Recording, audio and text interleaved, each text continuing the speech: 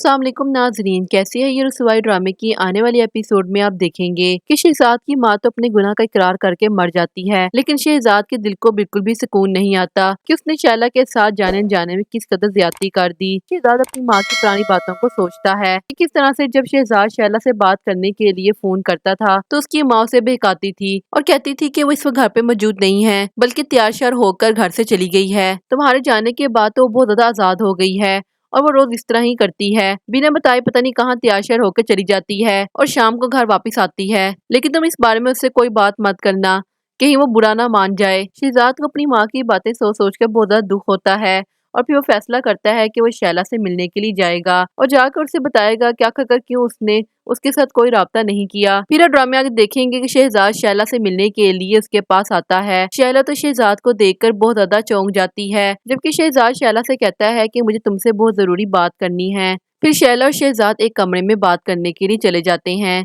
शहजाद वहां जाकर शैला के सामने हाथ जोड़ता है और उससे माफी मांगता है कि मुझे माफ कर दो, मैंने तुम्हारे साथ बहुत ज्यादा गलत किया, लेकिन मैं नहीं जानता था कि तुम बेगुनाह हो। मैंने तो सिर्फ अपनी माँ की बातों पर यकीन किया, क्योंकि वो जब भी तुम्हें फोन करता था तो अम्मा मुझे यही बताती थी कि तुम तैयार होकर रोजाना बाहर निकल जाती हो और रात को देर से ही आती हो। और फिर जब मुझे तुम्हारे जेल जाने का मामला पता लगा तो मैं फौरन से घर वापस आ गया, मगर वहाँ आकर भी अम्मा ने मुझे तुम्हारे खिलाफ बदगुमान कर दिया और मुझसे कहा कि तुमने ही जरीन के शोहर को मारा है, क्योंकि तुम उसके बच्चे की माँ बनने वाली थी और अपने इस गुनाह को छुपाने के लिए तुमने उसको मार दिया और तुम्हारी इन हरकतों की वजह से ही जरीन भी पागल हो गई। इसीलिए मैंने तुमसे कोई राब्ता नहीं किया और अपनी अम्मा की तमाम बातों पे यकीन करके तुमसे सारे ताल्लुकात खत्म करके वापस चला गया। और वहां जाकर जब मेरे ऑफिस के सर ने मुझसे पूछा कि मेरी बीवी कैसी है तो मैंने उनसे यही कहा कि वो मर गई है। और फिर कुछ टाइम के बाद मेरे ऑफिस के बॉस ने अपनी बेटी रुकैया के साथ मेरी शादी करा दी। चाहे मैंने शादी करके अपनी जिंदगी की नई शुरुआत कर ली,